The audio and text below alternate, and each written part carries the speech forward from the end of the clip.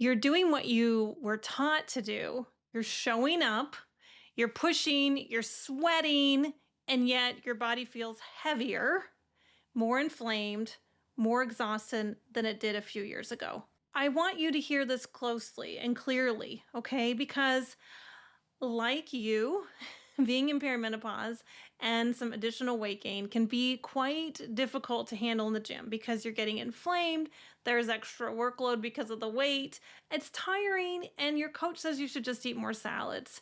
And so you know what? I'm with you. I get it. And I want you to know first and foremost that your body is not failing you. Okay. So it's not failing you. It's not failing me. It's not failing us as women, right? Like we have a dynamic system and there are changes that are happening in perimenopause. And it's a matter of listening differently. And it's a matter also of knowing that a lot of people don't know what they're talking about, so they go to main standbys of caloric intake and caloric deficiency, and then nutrition things that are from different pyramids. So don't worry about any of that, okay? Like, just listen to your body, okay? It is communicating with you. Before, it might have just been a heck of a lot easier. Perimenopause is not the time to overpower your body, actually. It's actually the time to have rhythm. As we start changing in our body and there's a change between like reserve, recovery, right, ovarian function, just what you can get away with. And now it just means we have to listen more, right? So we learn to listen to our bodies, and that's what I want to show you today. I want to show you that actually pushing harder and eating more salads, right, is like, okay, whatever. But actually pushing harder for us as strong women, it's actually the easy part, right? If you can push, you can drive, you can go, but that isn't balance. And that is why learning balance is actually what changes your hormones. Learning balance is what you've been asking for. First of all, let's talk about cortisol, okay? And everyone's talking about cortisol, right? And it's obviously from your adrenals, it's a stress hormone, it's the body actually protecting itself, okay? It's very critical as a hormone, as all of our hormones are. It is meant to follow a pattern in a day, which is fantastic. It is meant to support us in stress, right? And it follows a beautiful rhythm. Perimenopause, though, we have been stressing ourselves out, and our internal stress load is already higher. And then hormones are fluctuating, sleep is changing, recovery is slowing, inflammation is increasing.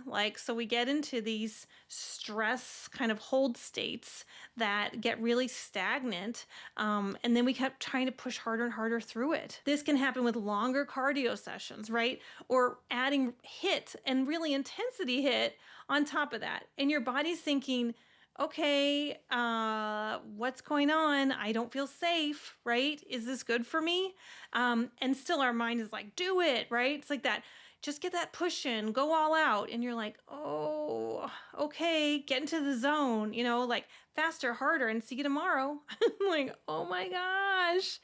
And then our bodies, right, they don't feel that safe, right? It doesn't feel that we're being protected.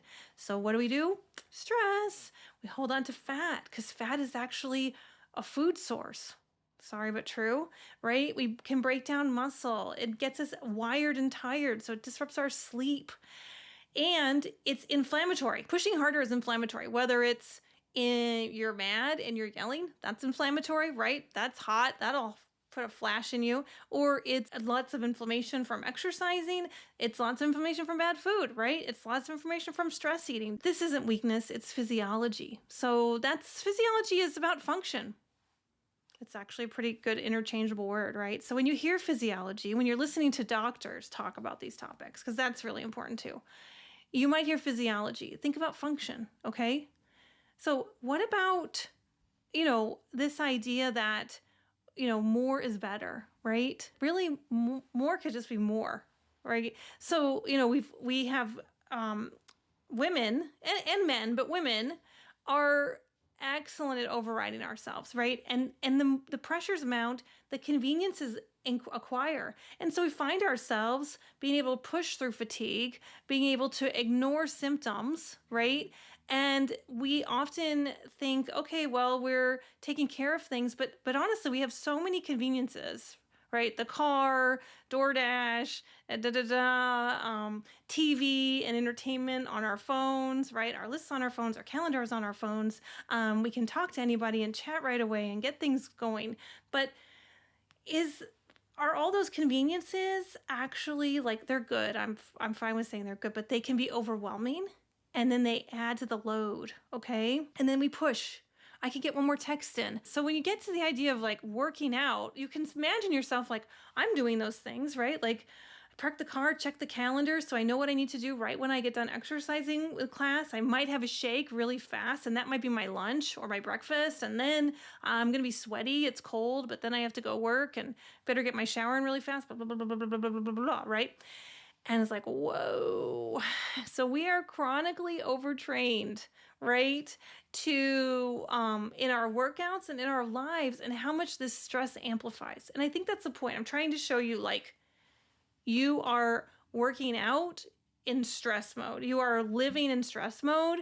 And when you get to exercise and workout, there's so much more exertion, physical demands. It's amplifying the inflammation. It's amplifying the stress. It's not reducing it, okay? And so we're not getting fitter, right? We're getting inflamed. And then we're like, wait, if I just went to class more, it'd be better. But actually, that's not true, because we're in fight or flight mode already. And so our nervous system is activated to be in fight or flight, not in the calm, soothing way that will help the inflammation go down, that will help our body listen to the rhythms, right? And then our hormones, they're like an overdrive, and then they get dysregulated. So, if you're starting to kind of put these pieces together, that's what I'm really hoping for today. And of course, at that point, it is not about calories. It is always about communication anyway, but you're not going to find a simple fix with caloric deficiency or, counting and things like that. But we can look to the body, and we can look to some really helpful resources to understand something called basal metabolic rate. Okay, big doctor word, I get that, but basal is like core metabolic rate. So what is the count of your calories for your heart beating, for your legs moving, right? For your brain thinking? Those are all called basal metabolic rate, BMR. Not BMI. BMR is different, okay? And it's you may have heard of it, but I want to explain it to you in a way that will help you with your workouts, your stress load, creating balance. Basal metabolic rate is not fixed. And so when we were younger, we were like, oh, I can just go, right? Because we had a really high basal metabolic rate. We had a BMR that was high. And then sluggishness, driving instead of walking, sitting and having someone serve us at the restaurant instead of making our food and do some light, housework and preparation, things like that. These all lower our rate, lower our BMR. And so we have to understand that BMR responds to muscle mass and hormones and stress. So we have to also connect this to the fact that it has a lot to do with balance and feeling calm, right? So our body feels comfortable to be able to spend that energy. It doesn't feel threatened, right? When it feels threatened, it conserves. And so our metabolic rate can be adjusted because of our stress load. If we need to be in more conservation mode, we might have a slower BMR. But if we're able to go and it's good and we feel renewed, then our BMR can raise, because that means we can expend energy. So in perimenopause, stress hormones stay elevated. Recovery is not happening, right? Super inadequate. And our body's lowered its basal metabolism rate. So our basal metabolic rate, BMR. It's not because you're failing, it's because your body's protecting you. Your stress levels are protecting you, okay? So the harder you push, the more your body pulls back and conserves energy, and therefore stores inflammation and stores weight. And this is why women are saying, I'm working harder and nothing is moving. So is the answer more discipline? Yes or no, depends on how you view discipline, right? It's basically creating conditions for your body to feel safe enough to spend that energy, right? To get up and go, right? I always like an exercise class when they start playing Latin music because I kind of feel like I dance a little on the treadmill. And all of a sudden, I can do a little bit more because I'm happier and there's more joy in the situation, right? That's being on the treadmill, which isn't the best example, but it's more about joy and like doing things that are fun. But another really great one that builds our BMR is strength training. And strength training is getting that muscle tone going. And it tells your muscles, I can be stronger, I can handle life better. And so strength training is super important.